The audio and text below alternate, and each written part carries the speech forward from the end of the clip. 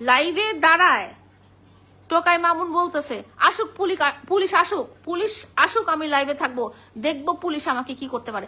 কত বড় সাহস হইলে এই ধরনের কথা একটা ছেলে বলতে পারে যে দেখি পুলিশ আসলে আমাকে কি করবে, আমার কিসের ক্ষমতা আছে আমার। এই টোকাই মামুন, তোর কিসের ক্ষমতা?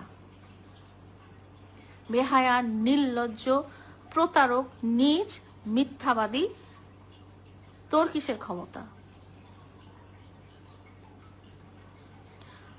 আপনারা ভালোবাসার প্রতারণা করবেন, ভালোবাসা দেখাবেন, কি জানি লাইফের প্রথম ভালোবাসা ও প্রথম ওয়াইফও, তাহলে আপনারা 4 মাস বিয়েটা টিকাতে পারলেন না?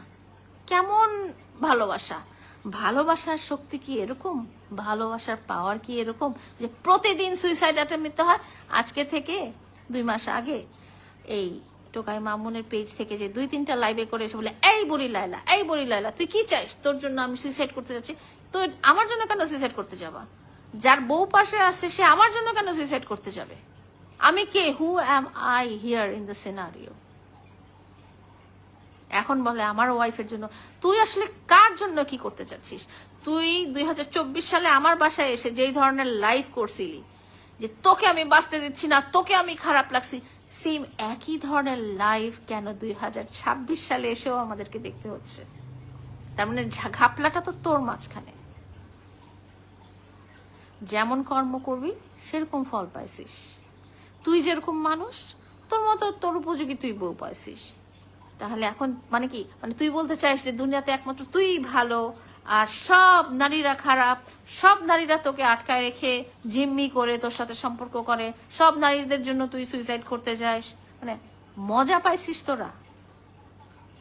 আর তুই মরবি, তোর কথা বলি টোকাই মামুন, তোর কথা বলি, তুই যে মরে যেতে চায়, যার মনে এত কষ্ট যে মরে যেতে চায়, তার মনে ওই মানে শৈল্পিক চিন্তা ভাবনা থাকে না যে আমার ওয়াইফের বিয়ের শাড়িটা আমি ফ্যানের সাথে ঝুলাবো, তারপরে আমি একটা ভিডিও বানায় টিকটকে আপলোড করব, তারপরে আমি লাইভে যাব, তার আগে আমি বউকে আমার ভিডিওটা সেন্ড করবো এবং বন্ধুদেরকেও সেন্ড করবো যেন তারা এসে আমাকে উদ্ধার করে। মানে এই ধরনের কাহিনী কেউ মানে মারা যাওয়ার আগে এই ধরনের কাহিনী। শোন, আমি একটা কথা বলি, তুই যদি মরারই হইতি তুই গলায় দড়ি দিয়ে অনেক আগেই মরে যাইতি। বুঝতে পারছিস? খালি শুনি যে সুইসাইড করতেছি, কই তুই তো মরতেছিস না তো এখনো। আসলে এগুলো সব তোর নাটক। তুই, তোর মা, তোর বোন, তোরা হচ্ছে নাটকবাজ পরিবার। এই নাটকের জন্য তোকে, তোর বোনকে, তোর মাকে অস্কার এইভাবে ছুড়ে মারা উচিত। আমি বলবো মানে ওদেরকে নিয়ে আমি আর কথাই বলতে চাই না, ওদেরকে নিয়ে আমার আর কথা বলারই কিছু নাই, এবং ওদেরকে নিয়ে মানে আমি চিন্তা ভাবনাও করতে চাই না। ওরা যা ইচ্ছা তাই করুক, ওরা যা ইচ্ছা তাই করুক, আমি এর মাঝখানে নাই, এবং আমি আর আসতেই চাই না, এবং আমি আর মনে করতেই চাই না। আমার কথা হচ্ছে তুই যা করছিস সবকিছু তুই রিটার্ন পাচ্ছিস, এবং পাবি, তুই আরো পাবি। এবং তুই মারা যাওয়ার আগ পর্যন্ত আমি বললাম, তুই যে সারাদিন লাইলা লাইলা লাইলা লাইলা করিস, যতবার তুই নিঃশ্বাসও নিস না, যতবার তুই আল্লাহ তাআলারও নাম নিস না, ততবার তুই লাইলা লাইলা করিস। হ্যাঁ, এতবার তুই যদি আল্লাহ তাআলার নামটা নিতি না, আল্লাহ তাআলা তোরে মাফ করে দিত, তোর জীবনটা সুন্দর করে দিত।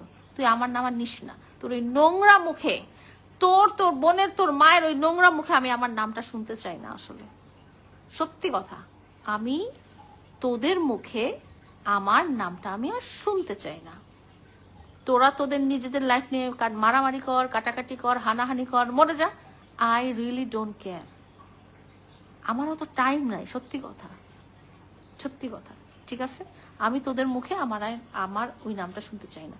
আর আমি লাস্ট অফ অল যেটা আমি বলবো সেটা হচ্ছে, এটা কি ধরনের